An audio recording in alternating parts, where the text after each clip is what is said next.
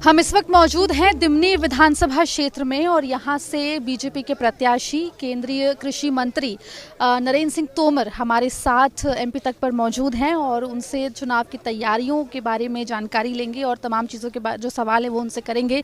नरेंद्र सिंह तोमर जी, बहुत स्वागत आपका एमपी तक। बहुत धन्यवाद, बहुत धन्यवाद। सर, दिमनी में क्या माहौल लग रहा है?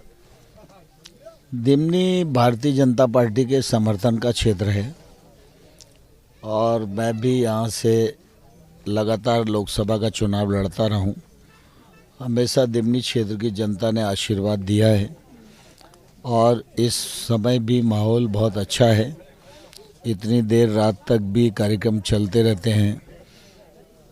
अभी चौथे दिन मैं कॉन्स्टिट्यूंसी के दौरे पर आया हूँ और काफ़ी जन समर्थन मिल रहा है।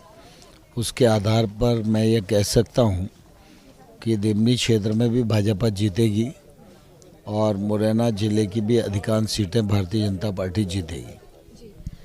ओपिनियन पोल्स में कांग्रेस थोड़ी आगे लग रही है, बीजेपी पिछड़ती हुई दिख रही है, क्या वजह मान रहे हैं? देखिए, ओपिनियन पोल जो है एक विधा है। मैं उस विधा को चुनौती नहीं देना चाहता, लेकिन कई बार ग्राउंड रियलिटी अलग होती है और पोल अलग होता है। मैं ग्राउंड पर पूरे मध्य प्रदेश में घूम रहा हूँ और जब समय मिलता है तो अपनी कॉन्स्टिट्यूंसी में भी आता हूँ। जिस प्रकार से भारतीय जनता पार्टी के कार्यक्रमों को जनता का समर्थन मिल रहा है और प्रधानमंत्री जी के कार्यक्रमों में ज़बरदस्त उत्साह दिखाई दे रहा है और ऐसा लग रहा है कि बीजेपी की एक लहर सी चल रही है। अभी मैंने यहाँ गांव में पूछा, जब ये लोग बैठे थे, मैंने कहा कि भाई मैं तो भाजपा का व्यक्ति हूँ तो मैं कहूँगा ही भाजपा को वोट दो, लेकिन मैंने पूछा कि मैं आपसे पूछूँ कि आप भाजपा को क्यों वोट देना चाहते हो, तो लोगों ने कहा कि विकास के लिए देना चाहते हैं। इसका मतलब यह है कि जनता ये मानती है कि भारतीय जनता पार्टी विकास कर सकती है और गरीब कल्याण की, जन कल्याण की जो योजनाएं हैं, उन योजनाओं का लाभ भी गांव तक आम आदमी को मिल रहा है बिना किसी कट मनी कार्यक्रम के।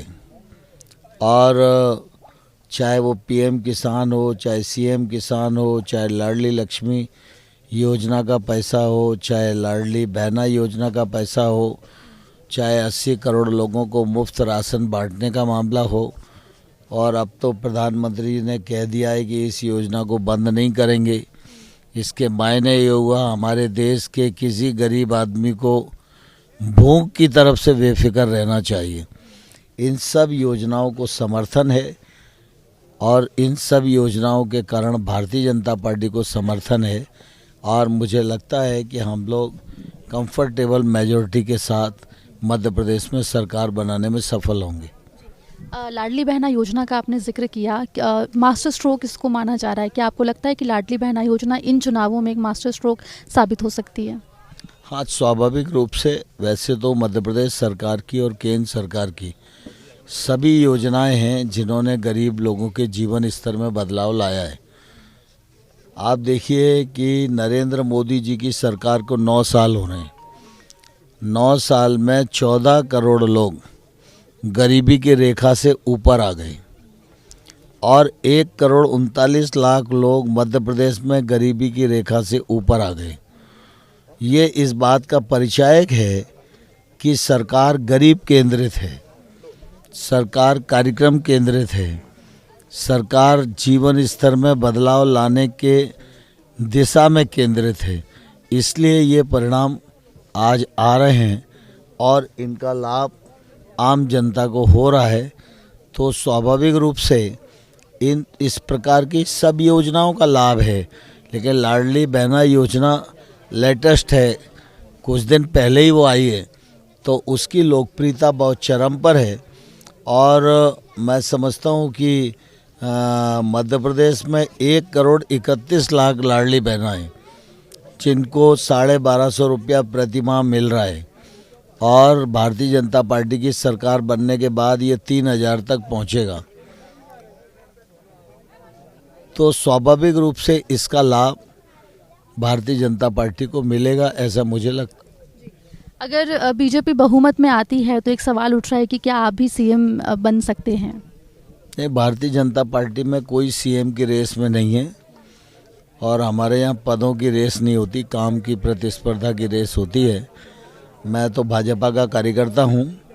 पार्टी जो काम देती है उसको पूरी मेहनत के साथ करने की कोशिश करता हूँ। बागी क्या समस्या लग रहे हैं, क्योंकि ग्वालियर चंबल में काफ़ी नेताओं ने बगावत की है बीजेपी में?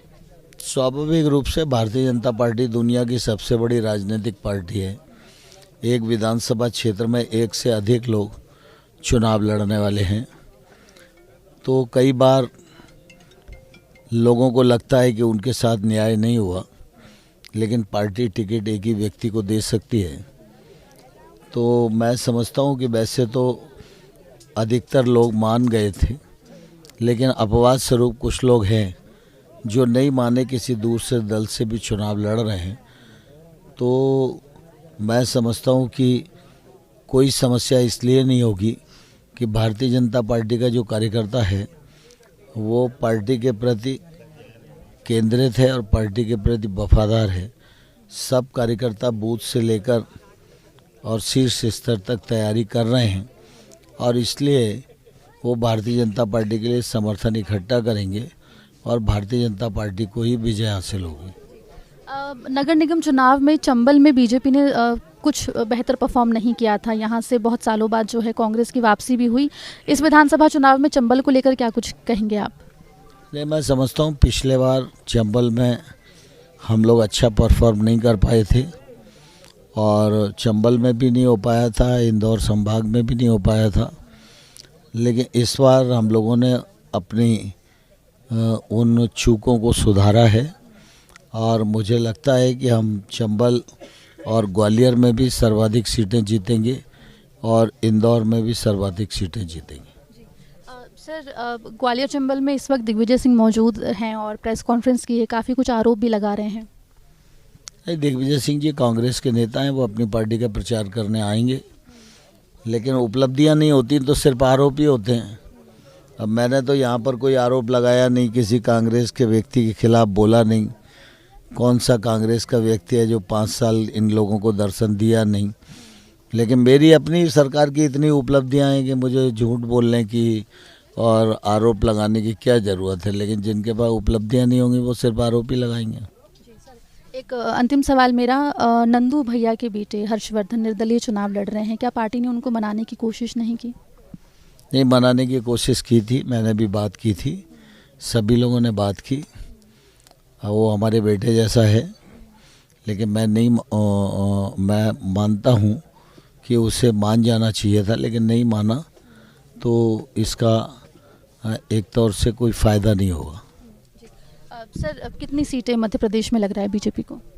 मध्य प्रदेश में भाजपा को स्पष्ट बहुमत मिलेगा। बहुत बहुत शुक्रिया नरेंद्र सिंह तोमर जी, आप